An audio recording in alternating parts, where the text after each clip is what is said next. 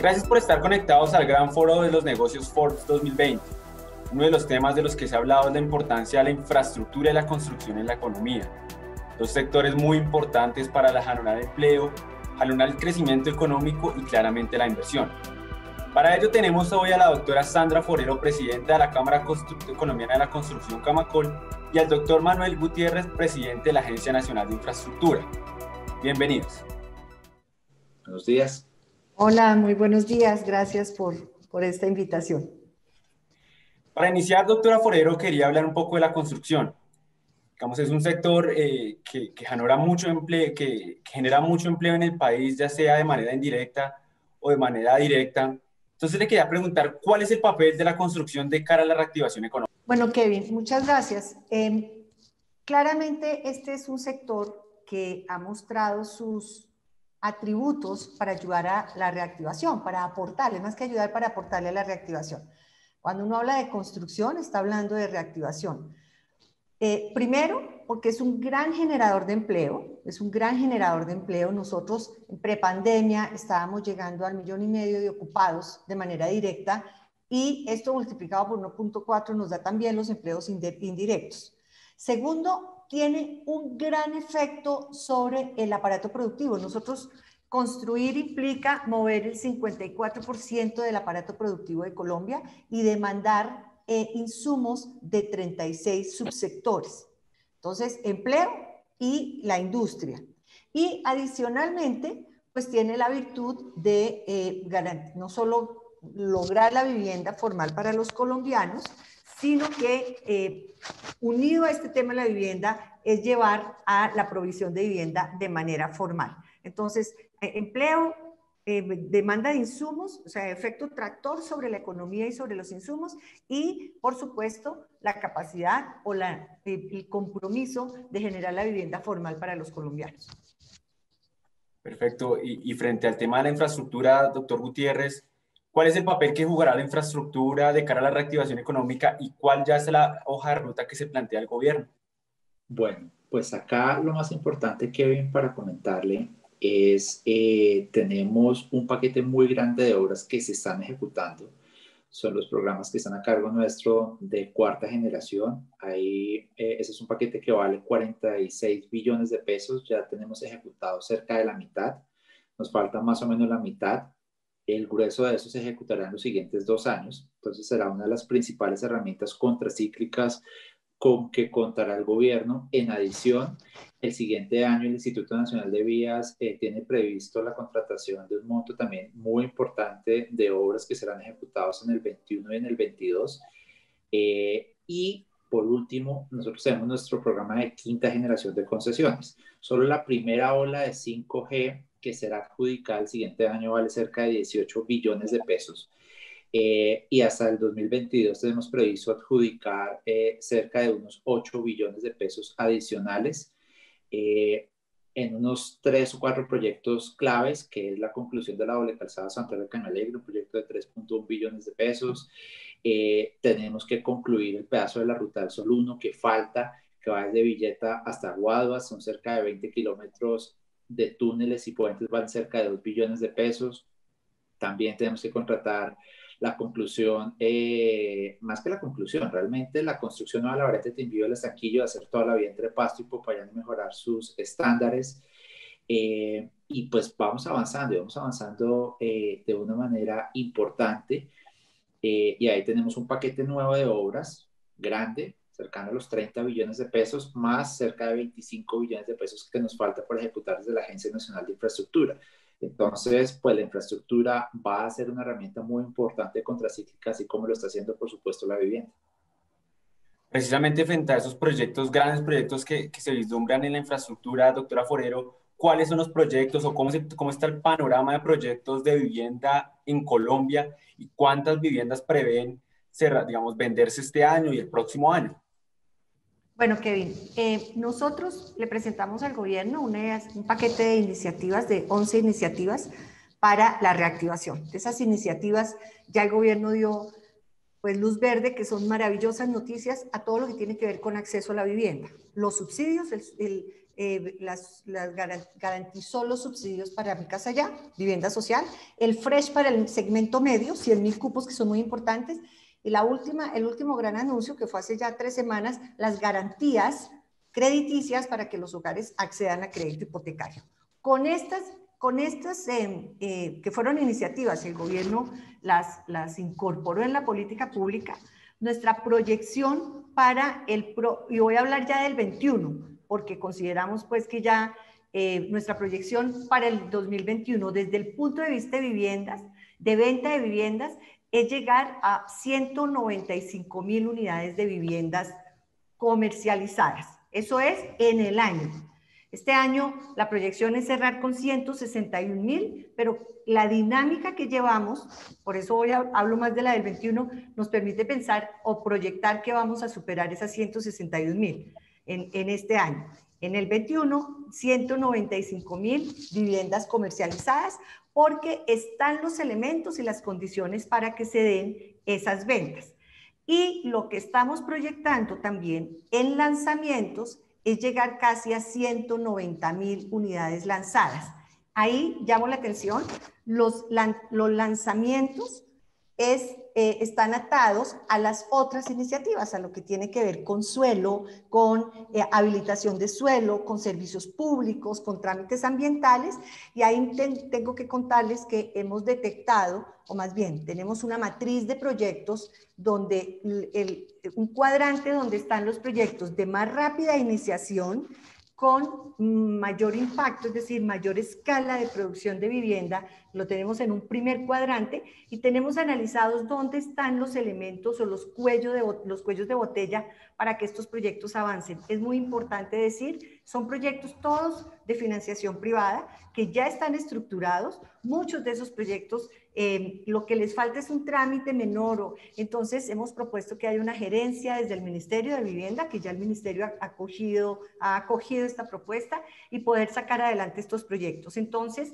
proyección de ventas de más de 195.000 y proyección de lanzamientos de casi 190.000 en el 2021, y eso pues nos da un panorama muy positivo. Ahí hay un tema que es muy importante también, y es la proyección de lo que podemos hacer en iniciaciones, que es donde se genera realmente el empleo y la demanda de insumos, y ahí en las iniciaciones también estamos hablando de llegar casi a 170.000 iniciaciones en el próximo año. Un tema muy importante que toca la doctora Forero es la financiación empresarial. Doctor Gutiérrez, ¿cómo está el tema de la financiación digamos, a través de APPs para estas nuevas vías que salen el próximo año, y cuándo realmente, cómo está el cronograma de licitaciones para el próximo año? Pues vean, ahí toco como varios aspectos importantes en una sola pregunta. Entonces, el primero, el tema de financiación. Durante la pandemia, esto es una señal bastante buena que hemos recibido del mercado.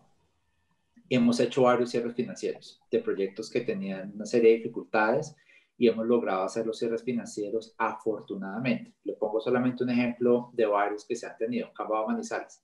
Cambao Manizales es un proyecto con dificultades ambientales enormes que afortunadamente las hemos logrado superar, y como consecuencia de ello se logró un crédito puente de cerca de 200.000 millones de pesos, y en un par de meses ya estaremos anunciando el cierre financiero total del proyecto. Algo parecido pasó en Vías del NUS, algo parecido pasó en la concesión Neiva Espinal Girardot. Frente a los nuevos proyectos, pues vea, el cronograma lo voy a contar muy rápidamente, qué estamos haciendo y cómo estamos trabajando. En la primera ola de 5G no tenemos solamente carreteras, tenemos una apuesta multimodal. Entonces, empecemos por modos. El modo férreo, el proyecto que va desde La Dorada hasta Chiriguaná, cierra la estructuración más o menos en 1 mes y medio.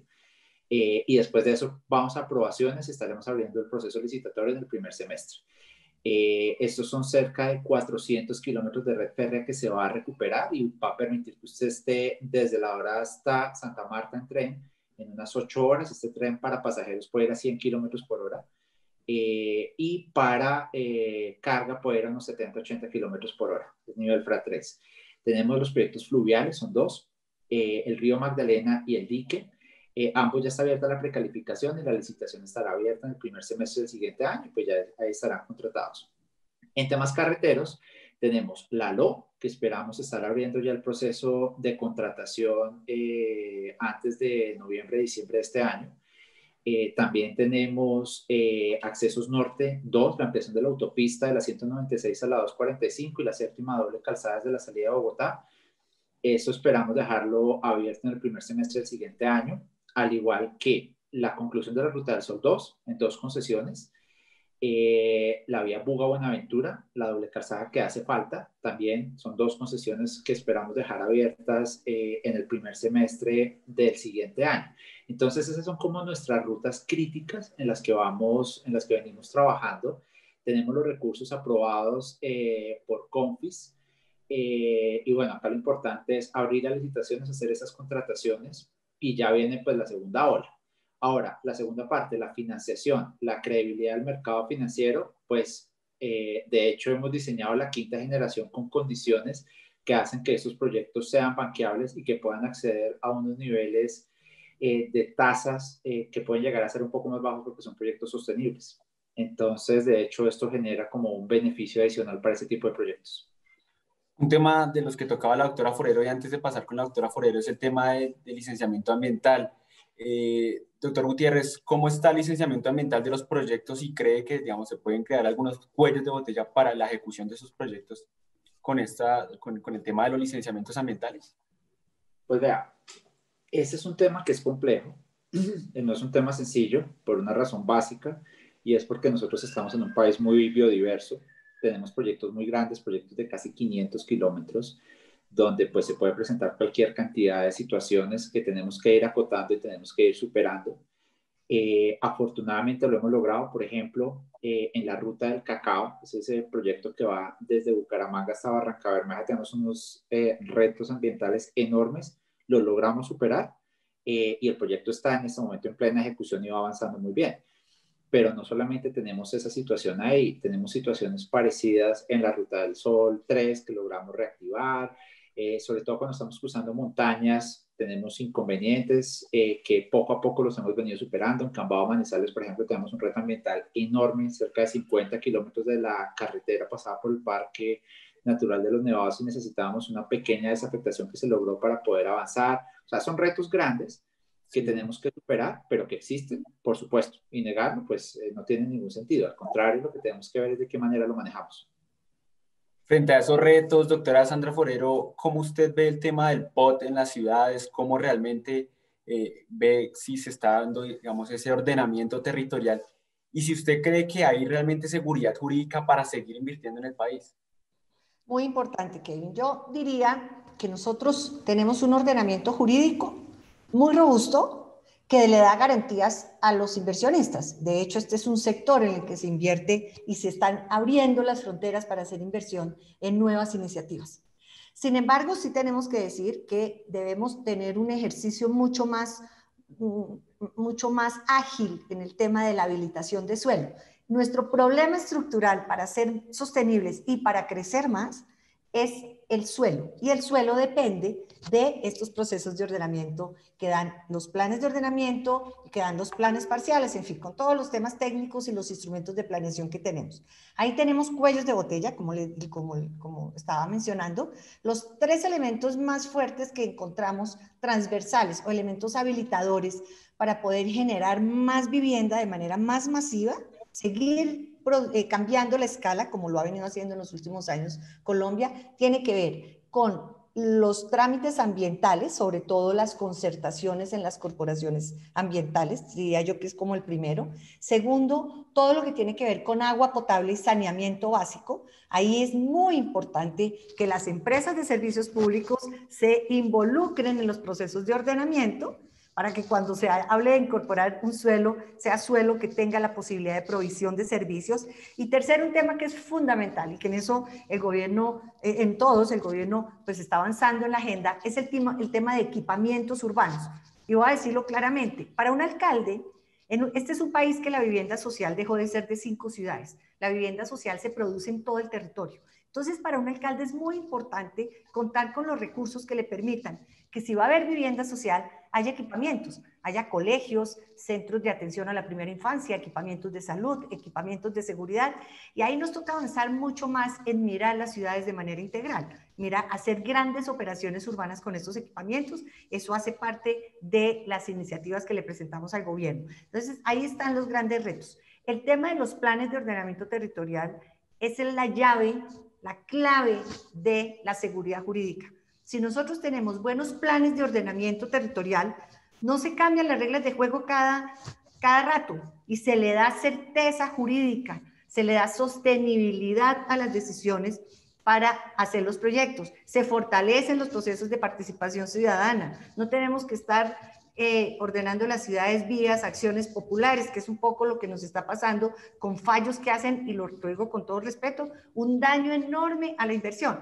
Entonces, y el gobierno acaba de sacar un decreto, tal vez hace un mes, el decreto para que hace define claramente la manera de hacer la revisión de los planes de ordenamiento.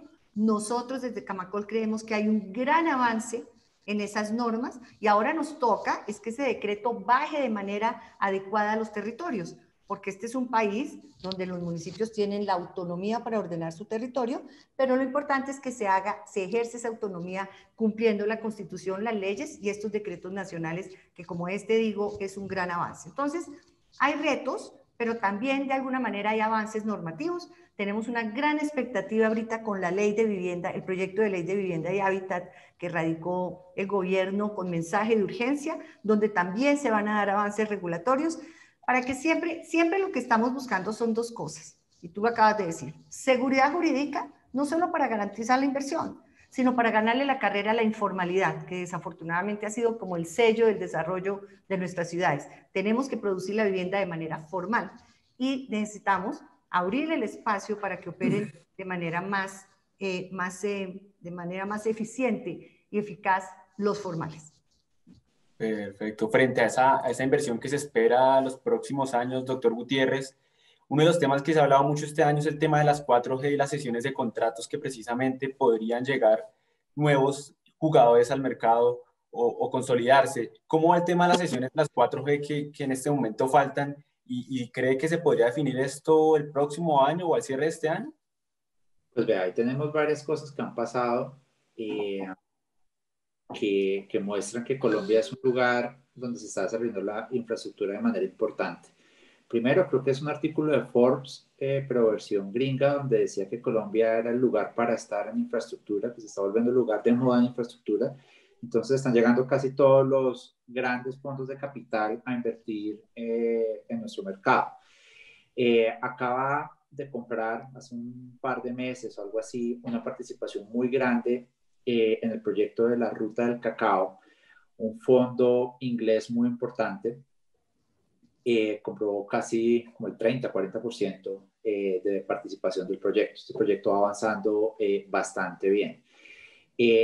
Frente a la concesión BTS, que no es de 4G, es una concesión de 3G, Macquarie, el fondo australiano, acaba de comprar la participación total del proyecto, acaba de adquirir el proyecto, el anuncio lo hicimos este lunes, hace relativamente poco, de la participación, de la compra de la participación en este proyecto. Entonces pues se van a hacer unas inversiones cuantiosas y demás, y arregla algunos inconvenientes que se tenían en el esquema contractual existente.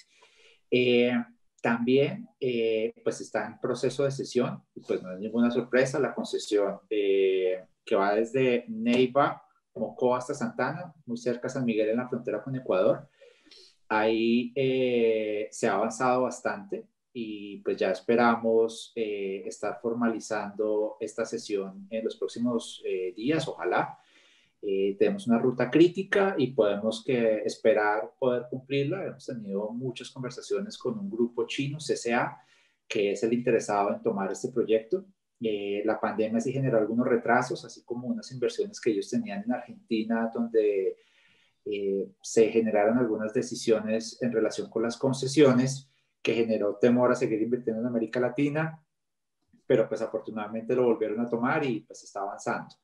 Algo muy parecido ocurre con la concesión Popayán Santander de Quilichao, que está también en un proceso de cesión y esperamos lograr resolverlo. Acá tenemos un problema de sponsor por unas situaciones complejas que no son del caso mencionar y por eso era necesaria hacer la cesión del proyecto para que la concesión anterior, con el sponsor comprometido, pudiera hacerle la cesión al nuevo sponsor que pues tenía la capacidad de seguir invirtiendo. Por ejemplo, CCA es la compañía constructora más grande del mundo.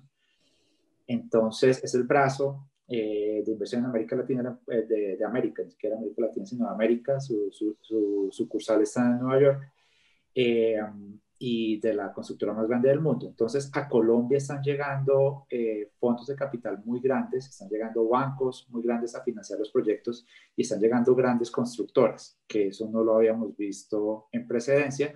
Y pues, por supuesto, se activó con 4G y con 5G, pues esperamos que se profundice este fenómeno. Perfecto. Para los dos, digamos, una de las grandes preguntas que dejan esta pandemia es ¿a qué tasas se debe crecer el sector constructor, el sector de edificaciones y el sector de obras civiles? Doctora Forero, le quería preguntar, ¿a qué tasa debe crecer el sector constructor en los próximos años para seguir generando empleo, para seguir generando inversión? Kevin, nosotros diríamos que en el 21 podríamos estar, en la proyección que tenemos, por encima de el PIB de edificaciones por encima del 6%, volviéndonos a posicionar como jalonadores de crecimiento económico. Claro, quisiéramos llegar a más, pero creemos que esa es una buena proyección, dada las iniciaciones que vamos a tener, que es un primer tema, las iniciaciones en ventas. Segundo, otra de las iniciativas y que sabemos que se va a mover, dada también algunos elementos que se están presentando desde el punto de vista regulatorio, es la construcción de no residenciales, pero en los temas más de equipamientos. Ya salió la ley de regalías, ya los alcaldes, digamos, a pesar de estar todavía en este trabajo y en la atención de la pandemia, empieza a darse inicio a los proyectos no residenciales. Entonces estamos hablando de un crecimiento de algo más del 6%, no voy más no llego con exactitud de la proyección que tenemos en el PIB de edificaciones, estoy hablando para el 21, este año claramente vamos a dar negativo, pero en el 21 y un poco en línea con lo que el gobierno está proyectando, el de crecimiento de la economía. Nosotros vamos a estar por encima de ese crecimiento de la economía con mínimo, digamos, el escenario menos optimista es del 6% del PIB de edificaciones. Y doctor Gutiérrez, frente a la visión del gobierno, ¿a qué tasa, digamos, esperan cerrar el tema del decrecimiento de las obras civiles y a qué tasa podría crecer el próximo año o en 2022? Pues vea, el año pasado crecimos a doble dígito, nos fue bastante bien por la reactivación que se logró para 4G. Entonces la base sobre la que se estaba comparando era una base pues bastante más baja y eso nos permitió tener un crecimiento más alto, pues los prospectos estaban detenidos en el 18.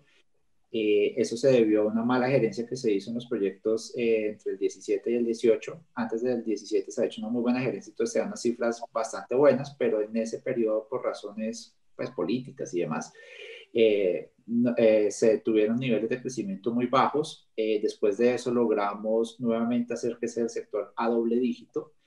Este año, en el primer trimestre, tuvimos unas cifras buenas, bastante buenas. En el segundo trimestre, como consecuencia de la pandemia, pues tuvimos que detener las obras, tuvimos unos resultados menos favorables. Tercer trimestre estamos esperando que las cifras sean bastante mejores y crezcamos a una tasa no doble, pero pues sí que tengamos un crecimiento sustancial. Y en el último trimestre, ya con todo el sector andando, estamos esperando un crecimiento que puede estar bordeando el 8-9%. Entonces, en el agregado este año vamos a tener, por supuesto, un crecimiento positivo. No creo que lleguemos a doble dígito, pero sí vamos a tener un crecimiento sustancial. Para el 2021, ya como la base, bueno, vamos a tener unos problemas de estacionalidad debido al segundo trimestre del comportamiento. Es probable que tengamos un crecimiento a doble dígito en el 21 y ya en el 22, pues la cifra ya al ser comparable con una base un poco más alta, no será tan alta, pero sí podremos estar en un 6-7% de crecimiento con todos los contratos de 4G concluyendo e iniciando los contratos de 5G. Pero pues es un esfuerzo grande, se están inyectando recursos muy importantes. Como le decía, solamente en 4G nos falta cerca de 25 billones de pesos. Y pues 5G es un programa también bastante ambicioso, donde vamos a estar invirtiendo cerca de 30 billones de pesos adicionales a la economía. Entonces vamos a ver por los siguientes años tasas de crecimiento importantes y hay que continuar en este esfuerzo que genera dos efectos. Por un lado, mejora el PIB potencial del país porque mejora las condiciones de competitividad del país y por otro lado, pues por supuesto es un generador importante de empleo, un dinamizador de la economía durante la construcción de las obras. Precisamente, doctor Gutiérrez, ya para concluir, usted me hablaba de varios proyectos importantes para el país. Tres conclusiones finales. ¿Cuáles son los retos y los desafíos más grandes de infraestructura que tiene Colombia a mediano y corto plazo? Pues vea, a mediano plazo, yo creo que esto se debe tratar como una política de Estado y es un reto bien importante entender que el desarrollo de infraestructura no es un tema de izquierda o de derecha, es un tema de país. Nosotros lo entendimos así y por eso continuamos con el desarrollo de 4G y de hecho sacamos adelante los proyectos que estaban muy problemados cuando lo más fácil en su momento habría sido terminarlo, liberar cupo fiscal y poder hacer inversiones en otro tipo de cosas. Yo creo que debe ser un reto importante definir la infraestructura como un tema de Estado, definir una ruta clara. De hecho, ese fue el ejercicio que se hizo con el Plan Maestro de Infraestructura, con la creación de la Agencia Nacional de Infraestructura. Nosotros continuamos en ese esfuerzo y esperamos que los siguientes gobiernos continúen en ese esfuerzo que simplemente beneficia a toda la sociedad. Eso por un lado. A corto plazo, pues por supuesto, el reto está en la conclusión de las obras de 4G. Tenemos cerca de 25 billones de pesos que tenemos que inyectar a la economía, sobre todo en este momento cuando más se requiere. Entonces es concluir las obras de 4G. Por supuesto, continuar con este esfuerzo del Instituto Nacional de Vías, que es importante en estas obras que van a desarrollar para concluir muchos corredores que se iniciaron hace décadas y que no han terminado y que son necesarias, y el esfuerzo que se va a hacer para vías terciarias. Entonces, como lo dice el presidente, el esfuerzo a corto plazo debe ser concluir. Ese debe ser el esfuerzo y a mediano plazo entender esto como una política de Estado, no una política de un gobierno específico y poder continuar en el esfuerzo y seguramente ya lo que vendrán serán proyectos férreos que requerirán inversiones muy grandes en las próximas 2 décadas o algo así para continuar con la modernización del país y ojalá poder pensar en un país ya desarrollado de primer mundo en unas décadas, que es a lo que le estamos apuntando todos. Y doctora Forero, desde su visión, la construcción de cara a la reactivación económica. Kevin, para la reactivación, dos elementos fundamentales. Uno, está la dinámica que retomó la vivienda de interés social y el impacto que ha tenido el subsidio para el segmento medio, que la ejecución se está dando muy rápido. Entonces, el primer reto, porque necesitamos que esto se prolongue, que sea sostenible en el tiempo, es ya no hablar de garantizar los subsidios, sino garantizar la suficiencia de subsidios. Es decir, que las personas que compren hoy, que compren el próximo año, cuando reciban su vivienda en el 22, 23 o 24, cuenten con el subsidio, es garantizar la suficiencia de los subsidios. Dos, desde el punto de vista, esto es para la demanda, desde el punto de vista de la oferta, trabajar todos jalando para el mismo lado. Miremos dónde están los cuellos de botella, que todos tengan una agenda de reactivación, que desde el punto de vista ambiental se entienda que no es un tema de ambientalismo o desarrollismo. No hay nada peor para el país que el desarrollo informal de las ciudades y además para el país y para el medio ambiente. Entonces debe haber una agenda de reactivación también mirada desde el punto de vista de la protección del medio ambiente, pero dejando avanzar la formalidad. Eso es en el corto plazo. Mediano y largo plazo, la sostenibilidad de estos elementos seguridad jurídica, que está muy atada a los procesos de ordenamiento, eso también es en el corto, pero hay una cosa que es fundamental, todo lo que nos hizo acelerar la pandemia lo debemos de mantener, es decir, nosotros hemos hablado de la ecuación de la productividad, formación para el trabajo, miren ustedes lo que nos está pasando con empleo de mujeres y jóvenes, grandes cifras de desempleo, tenemos que superar esas cifras de desempleo y eso se supera trabajando y haciendo un gran esfuerzo de formación para el trabajo para garantizar la empleabilidad de estas poblaciones, en general de todos, pero hablo mucho de mujeres y jóvenes porque las cifras ahí son alarmantes. Entonces, formación para el trabajo, digitalización, esa era una meta que teníamos para la década nosotros y la estamos anticipando, pensar en modo BIM, pensar digitalmente. Eso nos permite acelerar, nos permite calidad y nos permite adicionalmente ponernos al nivel del resto del mundo. Tercero, abrir otro tipo de aproximarnos al negocio. Y al negocio, lo digo, es la actividad. Y eso ya lo arrancamos, está en las iniciativas, debemos trabajarlo. Dos temas ahí fundamentales. El modelo de construir para arrendar. 44% de los hogares colombianos viven en arriendo. Y debemos darle vivienda digna, formal, con la posibilidad de ser para renta a esos hogares colombianos. Eso ya existe en el mundo y debemos estar en Colombia también, no nos podemos quedar por fuera de un mercado que es tan importante, construir para arrendar el modelo multifamily. Y dos, exportar vivienda. Este país tiene todos los atributos, tiene la oferta, tiene la geografía, tiene la calidad, y además tenemos a los colombianos que viven afuera y a los extranjeros mirando para acá, pero necesitamos entender la vivienda como un bien exportable.